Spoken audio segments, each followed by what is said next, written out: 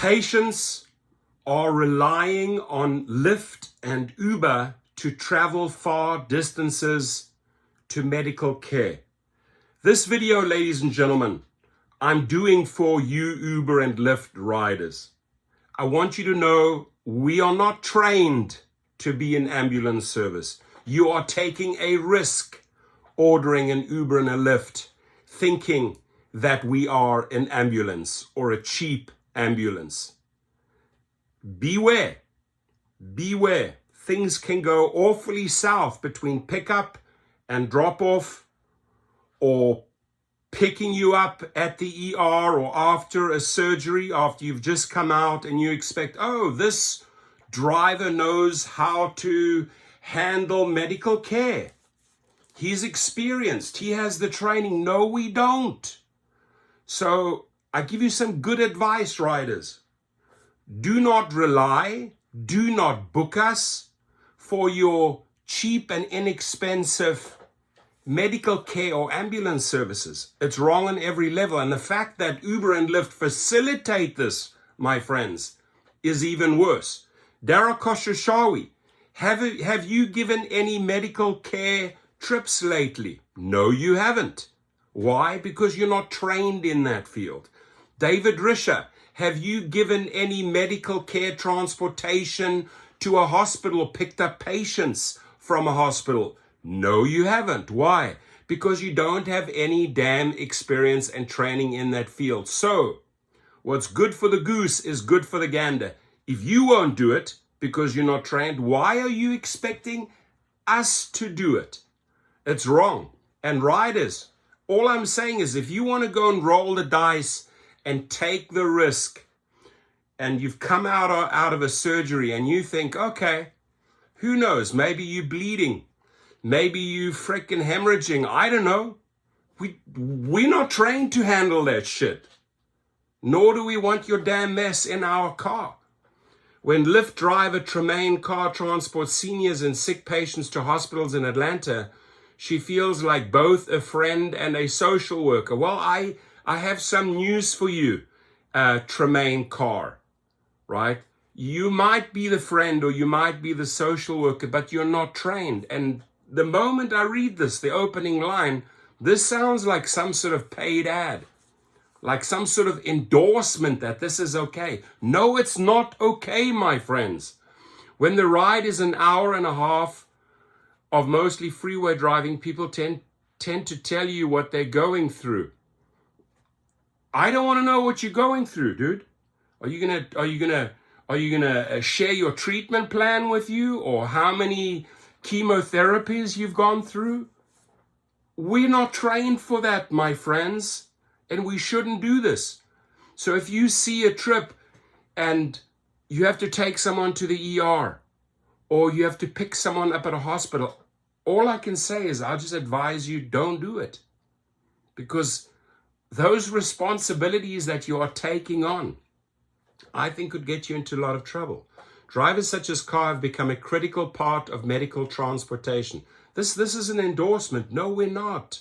In Georgia, as well as in Washington, D.C., Mississippi, Arizona, and elsewhere. While some patients use transportation companies solely dedicated to medical rides or non-emergency ambulance rides to get to their appointments, the San Francisco-based ride-hailing companies Uber and Lyft are also ferrying people to emergency rooms, kidney dialysis, cancer care, physical therapy, and other medical visits.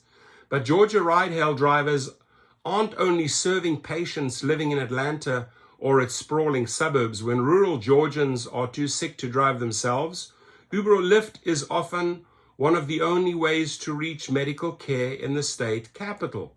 Why has this become the adopted sort of go-to service for medical transportation? Why? It's because they have allowed it. It's because they have promoted it. It's because they are creating all these synergies with hospitals and doctors. Yeah, we'll take care of your patients. Just call us, right? They are encouraging these hospitals to call an Uber or Lyft for their patient. I want to tell those hospitals, you're taking a massive, massive risk by putting your patient, or doctors, you're taking a massive risk by putting your patient in a driver's car. I'll just put it out there. But you want to continue rolling the dice until shit goes south, right? Until the person just has an epileptic fit or something fails or some organ fails because they've just been through a brutal surgery. And, oh, you're relying on the driver to take care of you. Hell no. Rural hospital closures in Georgia have meant people battling cancer and other serious illnesses must now commute 2 or more hours to treatment facilities in Atlanta. Director of Psychosocial Support Services at the Atlanta Cancer Care Foundation, a medical practice offshoot that seeks to alleviate financial burdens for cancer patients and their families. From April 22 to April 24, Lyft drivers completed thousands of rides that were greater than 50 miles each way and that began or ended at Atlanta area medical treatment centers, including the Winship Cancer Institute. So here they're just trying to promote their bullshit and say, oh, it's okay, we rely on Uber and Lyft.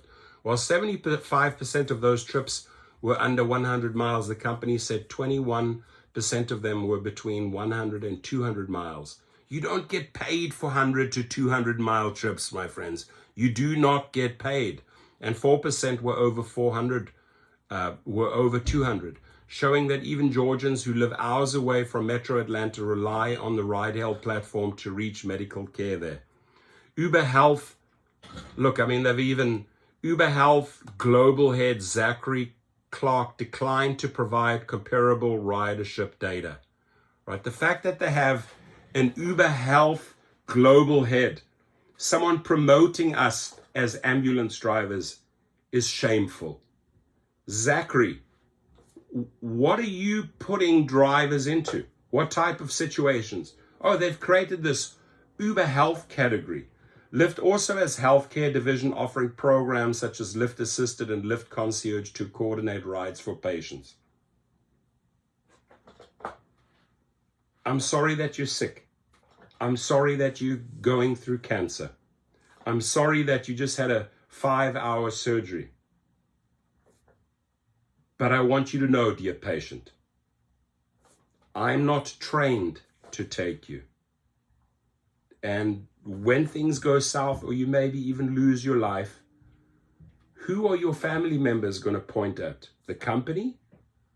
At the global head, Zachary? Are they going to blame him? Or are they going to point the fingers at the drivers? Ask yourself that simple question. Nationwide, some insurance companies and cancer treatment centers, plus Medicare Advantage and state Medicaid plans, pay for such ride-hailing services. It's because a guy like Zachary has formed these relationships with these insurance and healthcare divisions, putting us in harm's way. You got to think about this for a second, my friends. Do you think this is okay? Or rider, do you think this is okay that we are like a cheap alternative because the insurance company doesn't want to pay for a trained medical transportation service? Oh, they save millions and millions and hundreds of millions of dollars by putting their patients into untrained Uber and Lyft situations. In 2024, 36% of individual Medicare Advantage plans and 88% of special needs plans offer transportation services, said Jenny Fulgerston, Associate Director. A news organization includes KFF Health News. A special needs plan provides extra benefits to Medicare recipients who have severe and chronic diseases or certain other healthcare needs who also have Medicaid. And Medicaid, the federal state government safety net insurance plan for those with low incomes or disabilities, paid for up to 4 million beneficiaries. Paid because they saved so much money. They paid 4 million beneficiaries to use non-emergency medical transportation, like Uber and Lyft. The estimated total federal and state investment in non-emergency medical transportation was approximately $5 billion. I said millions, billions. But what if it's not non-emergency? What if it turns into emergency? So they're not reporting the entire story, because they're not just using this for non-emergency, they're using it to transport their people back after a major surgery. Even with some insurance covering trips or charities offering ride credit, social workers say many ailing patients are still left without a ride. Damn right, because we're not trained. Nationwide, 21% of adults without access to a vehicle or public transit went without needed medical care in 2022 because your insurance companies don't want to pay it. Turn to your insurance company, don't turn to the driver and point the fingers. The data analytics company Geotab ranked Atlanta as tied for second worst in the nation when it comes to accessibility of its public transportation network. Oh, we don't have any public transportation, and we're not going to pay for medical services. We're not going to pay for the pros. No, we're going to dump those responsibilities and costs onto Uber and Lyft drivers. Many of its drivers have medical, so finding drivers who are able and willing to provide medical transportation can be a challenge. Finding drivers who are able and willing to provide medical transportation can be a challenge. The Atlanta-based startup Medtrans Go connects patients and healthcare providers with vetted drivers, many offering wheelchair and stretcher rides in Georgia. Many of its drivers have medical training, walk patients to and from medical facilities or their homes, and can handle complex situations for vulnerable patients, the company's co-founder and CEO. Yeah, that's what you need to concentrate on, those professionals. But the company's app can also dispatch directly to Uber and Lyft. There's the problem. For patients who do not need specialized assistance. Unfortunately, they are not telling the truth here, because they're using Uber and Lyft for basically everything. Why? Because some head called Zachary at Uber Health says it's okay. And meanwhile, as you said, you needed that. You need that medical training. You need that medical training. We don't have it. And watching a 10 or 15 minute video doesn't make us an ambulance driver. I'm sorry. So, but instead of all of that, argued Timothy Crimmins, a history of Professor Emeritus, Georgia University, and former director of the school's neighborhood, the best solution would be for Georgia to expand Medicaid so more rural hospitals would be able to remain open and Georgians could seek medical care close to home. The decision by Georgia lawmakers to not accept an expansion of Medicaid has left more than 1.4 million Georgians without health insurance.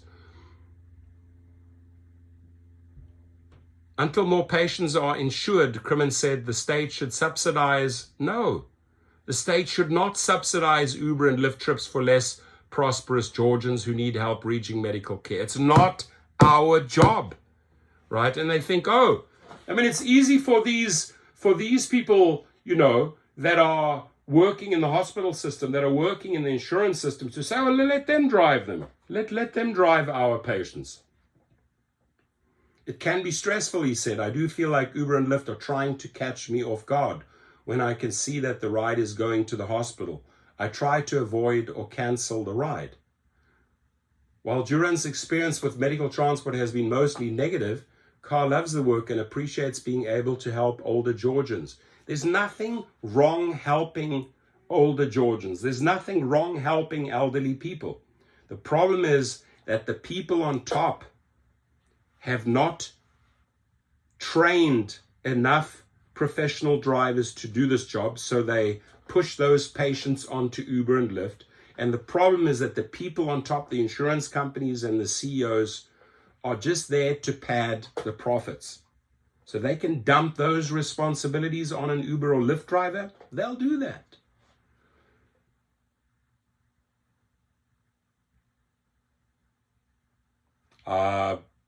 Look, that's my opinion. Your opinion may differ. But the beauty of the internet, the beauty of freedom of speech is that you get to write down in the comments and say, you know what, Professor, you're full of shit, right? You should help every single patient. Or you know what, Professor, I agree with you. That is not our job. So rip loose, man. Let those comments fly.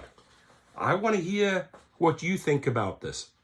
I also want to think what riders think about it. You think as a rider, as an Uber Lyft rider, it's okay to go and get into the car with an untrained driver because some insurance company decided, oh, we order an Uber or Lyft for you. Dear rider, is it okay? Again, fire off your comments. I'm ready.